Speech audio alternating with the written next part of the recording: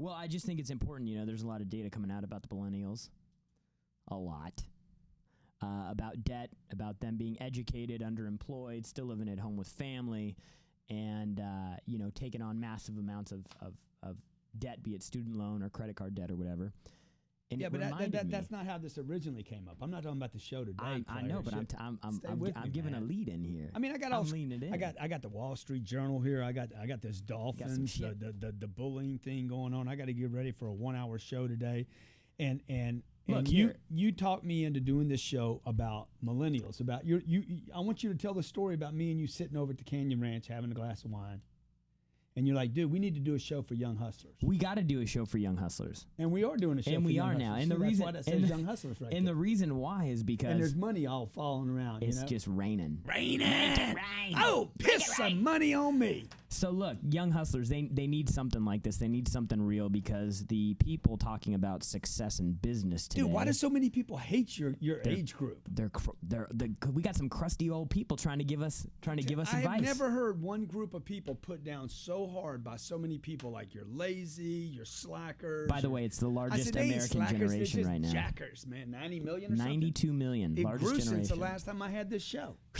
Last time it was like 75 million. It's already at 90 million. You guys are exploding onto one another. Must be having a lot of free sex because y'all won't move in with each other. I don't know how they have free sex living with their parents. You convinced me. I convinced you. We convinced one another to have a show about new millennials and what you guys have to do to bust out. And Jarrod said, I said, dude, but I'm 55 years old. He's like, yeah, but bro, you're not like an old man. You think like a young guy. You use social media like a young guy. You call on people like a young guy. You're like just like, and he's like, I've gotten a lot of good information from you that's helped him grow his own brand and his business. And so today, what we want to talk about today. Today we talking about the big old D. Big D, big, oh, my the big D. I got some big D. Hopefully it's not the D we talking about because we talking about debt. Debt, D-E-B-T. Folks, look, here's the deal, okay? I'm just going to read this. This is on basically a Huffington Post business. Came out of a report from Bloomberg. Over 60% of Gen Xers' debt comes from mortgage and student loans.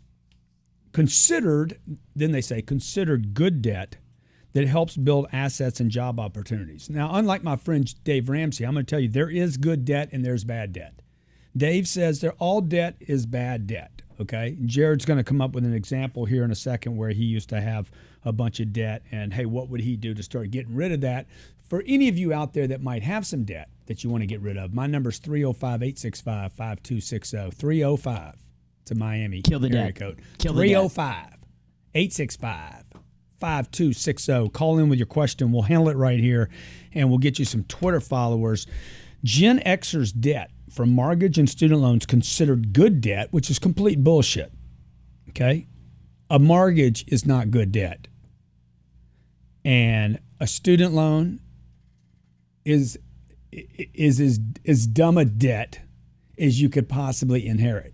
Here, you're going to borrow money to collect intelligence that you can't use for 4 to 6 years. Freaking stupidio, okay? Scam.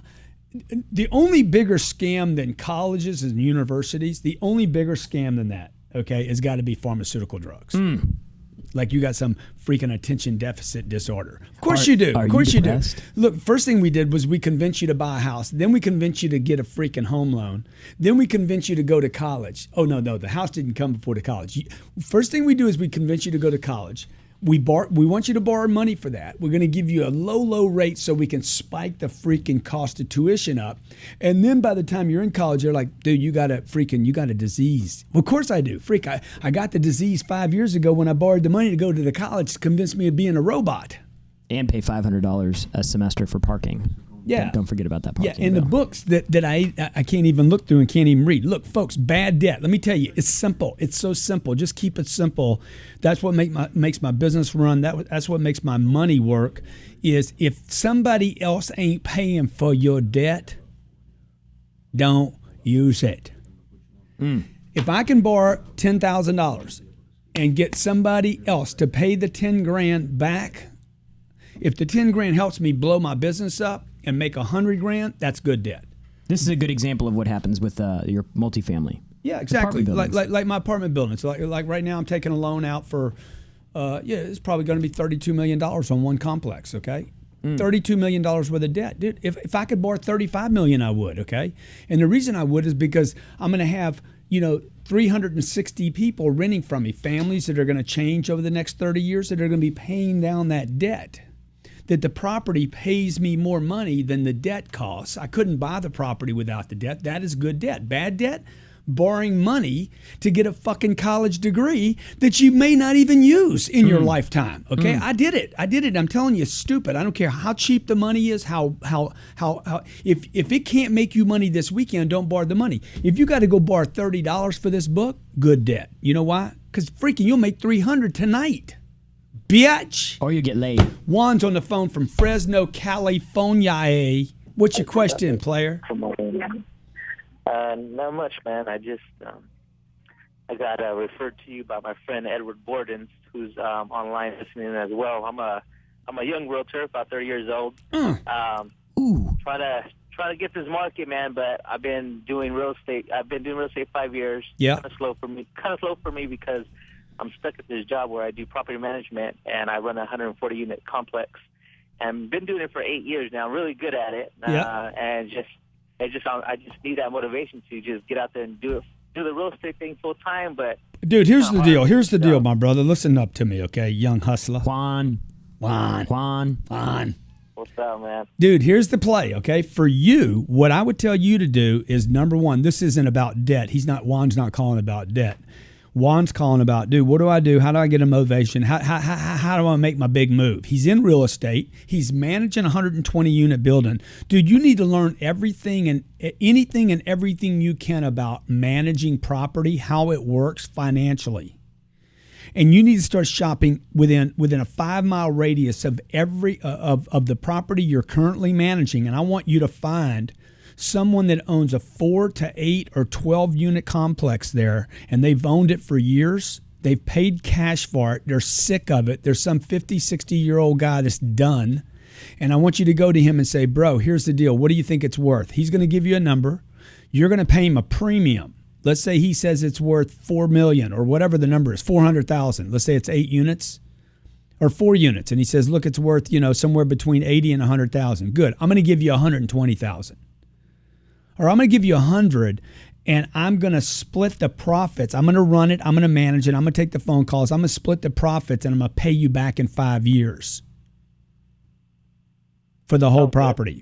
Okay? So you're going to become you're going to have an option to buy this thing. But the first thing you got to do, man, is you got to quit just managing and start thinking entrepreneurial. For all of you that are listening to the call today, this guy, Jarrod Glandt right here, comes to work for me at 26 years old. He's making $2,500 a month. Nothing. Never bitched, never complained. He just knew, dude, the train was leaving, okay? The 777 was lifting off from LAX, bro, and it didn't have all the right people. We didn't have all the answers, but he knew it was going someplace. And then he got on that plane, that train, that apartment building, or whatever it is, and he's learning everything he can about the business, and his goal is to run the business. His goal is to make some serious bank. Paper. You don't have to go to college to do that, man. You don't have to go to college. You need to find the right train or plane or mechanism to get on. You need to find a guy that's an entrepreneurial person that's willing to get into the marketplace, and then you got to do everything you can to learn everything you can about that business. And there's two guys helping me with the radio show today.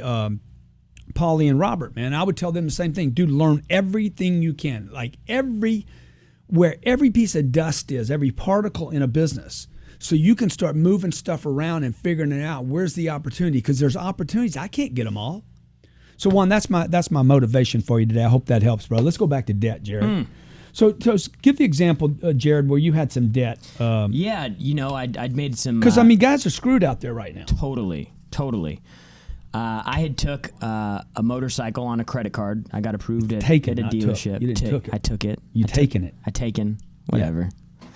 I bought a motorcycle. Because I'm going to tell you something. You guys are screwed out there. Check this out. Average incomes for individuals 25 to 34 have fallen 8%. Your incomes are coming down. Your debt stays up. And millennials are carrying an average personal debt burden of $21,000. Dude, how do you get out of that? How do you get out of that? Okay. Oh, you move back in with mommy. Well, and that's what happened with me is I got put in a situation where I had bought a motorcycle, put it on a credit card, it was a 0% Never interest. move back in with mommy. So, Ever. So I was on a credit card, interest rates jacked up real high, had a car payment, ended up getting into a situation where I was literally, the money I was making was not even moving the loans. And that's what's happening here. And so then you end up going to work feeling like, dude, why am I going to work? And then I had to move back in with my parents. So no, you didn't have to. You did. Well, I did because I did because it was a way for me to contribute more money to paying my debt off, and it sucked. Yeah. But the solution. Let me tell you something. Let me tell you something though. I actually was in a situation where I couldn't have moved back to California to come work for you. Yeah. In the situation that I was in, and I totaled my car.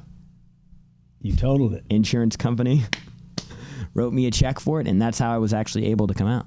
So your solution to the 90 million kids out there is go total your car. Total that car. Drive it into a tree.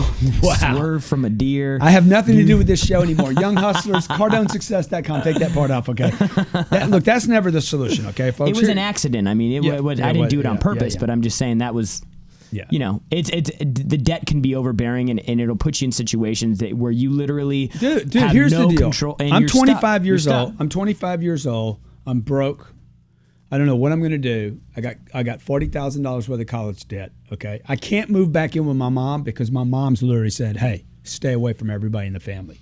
If they have the same name as you have, my mother, when I was 25 years old, literally told my friends' parents, don't let your kids hang around my son. That's how bad of an influence I was at that point in my life. Literally, I was the black sheep of my family. And, dude, I went to a treatment center, quit using drugs and alcohol at the time. I quit using drugs and alcohol, okay, gave them up, came back and put all my emphasis in one thing, producing income. No bars, no scenes, no girls, no activities, no hobbies, nothing, dude. One thing, okay? And if you're in debt right now, if you have income coming down, you hate your job, you hate your freaking job, your debt's way up here, you could move back in with mom if you want to, okay? But look, man, what you got to do is you got to go hustle, okay? I don't have any other solution for you. Mark Cuban said in an interview this week, hey, man, you got that he did an interview. I thought it was very interesting. He reveals the worst and best about Shark Tank. This is my friend Mark Cuban. And he says, look, the best advice I can give anybody, and by the way, there's 3 books that he recommended. I bought all 3 of them today.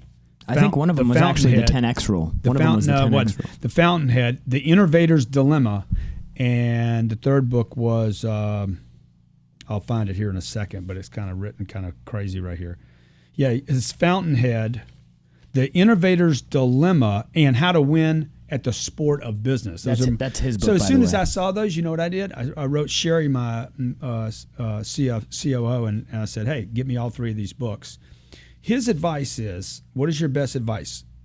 They're always the same. He says, do the work, outthink, outsell your expectations. There are no shortcuts. And when he's looking at a business, he's like, look, the biggest problem with these business owners is they don't produce income and they don't have a pitch. You need income, dude. You got to have income, because you know what income does? When my income goes up from 30 grand to 50 grand a year, I get confidence. And then I take it from 50, and I started at 30, okay? My income was at 30 grand. I got to get to 50. I get to 50, I'm getting a little, oh, shit. It's like getting a good workout in. You get a little pump on, right? You get to 50, you got to get to 70. You want to get out of debt, you got to get to work. You got to cut the bullshit out of your life. Quit playing games. If you got to hold somebody off, you can't pay anybody for a while, fine, don't pay anybody. Get your money right. Get your income right. This is the kind of advice you guys get. No wonder you're a fucked up generation. The ratio of unsecured debt to income of more than 15% is to be avoided. According to financialaid.org, it's best to have monthly student loan payments higher than 10 or 15% of your salary monthly. No. The best thing to do is not have any debt at all. Bullshit. Don't have any college debt, okay? Look, if your grades aren't good enough to go to college and get it for free, consider not going to college. I'm serial. I'm telling you, you don't have to go to college, man. I can tell you, we don't look at people that have educations here. We look at people that want to hustle, want to work, want to push, want to shove.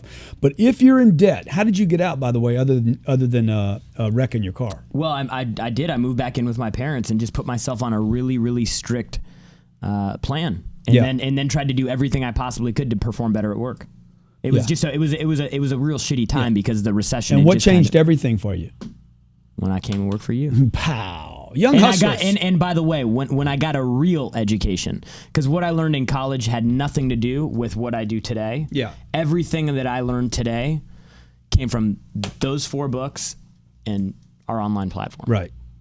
It's content. You got to get an education. Yeah. You got to get some kind of education, but it's got to be relevant. It's got to be valuable. You're listening to Young Hustlers. Give me a call, 305-865-5260, 305-865-5260. My name's Grant Cardone on Twitter. I'm at Grant Cardone. This is at Jarrod Glandt. Jarrod Glandt. We're having people say right now, hey, David Saboski, F-bombs equals real talk. Sorry about that. Sorry about the F-bomb, by the way. Fuck off. Michael McLaughlin, debt will get you to increase your income. He says, hey, Cardone, what do you think about debt will get you to increase your income? No, I don't agree with that, dude. There's no way debt is going to make me more somehow, if I give my daughter, my 4-year-old, more debt, can she pick up more weight? No, you can't make more income just because you have more debt. There's no reason to get more indebted to be inspiration. That's kind of like competition's a good thing. If Jarrod runs faster, then I'm going to run faster. Well, maybe up to a point, but what if he breaks his legs and doesn't run at all? Does that mean I'm going to be in a wheelchair too? See, that's the inverse part of competition. I don't want debt to inspire me. I want debt that other people will pay off. If I can borrow $30 million and rent that building or property or whatever it is to other people, a storage property, right? And other people actually pay to use the storage and pay down the $30 million over the next 30 years, that $30 million's paid off to zero. And I still own the property. That is good debt. It is so simple. Don't complicate it, okay? If someone else will pay for it, it's good. I tweeted something last night. Look, I don't make money off these books. I've made more money off of books that I've bought. Trust me, I'll make more money off of one page of a book that I buy than a book that I'll sell, because I'm looking for that idea that gets me more income, that gets me in a position to take on more debt that other people can pay down. Jarrod, you want to wrap up with anything? Yeah, I think a good thing to wrap up on for the millennials came from a great article on The Street, actually. Well-respected publication online. 4 things. Employers want subject matters, and this is about what you can do to create more value as a millennial to the organization that you're working for. Employers want subject matter experts. Be really good at one thing. Real good. Real good. Okay. There's a top 3 skills for managers: your ability to prioritize, a positive attitude, and teamwork skills are something they're looking for. I don't know about that. And then managers expect patience. You got to be patient. They say it takes 4 years to become a manager. I think you can produce your way out of that. I don't necessarily agree with that. Do you? Well, yeah, I do know that guys will come in like, hey, promote me right now. Get me into another spot. Give me more money right now. And I think what they're saying here is managers expect patience. Executives want people to see that they're rooted in, they're there for the long term, they're not going to go away.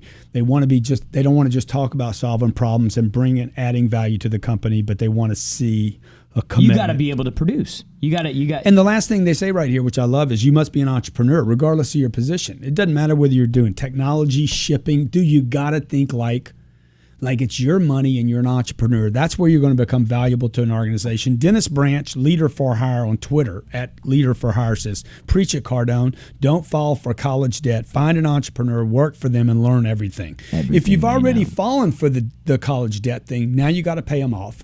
Don't think about walking away. Think about, maybe I can't do it right now. Think about renegotiating the debt. If you owe somebody 60, say, hey, I can come up with 30. If I get it to you by next Monday, will you go for the 30? If you can renegotiate it, great. But at the end of the day, folks, okay, Yes, there's good debt. Yes, there's bad debt. Okay.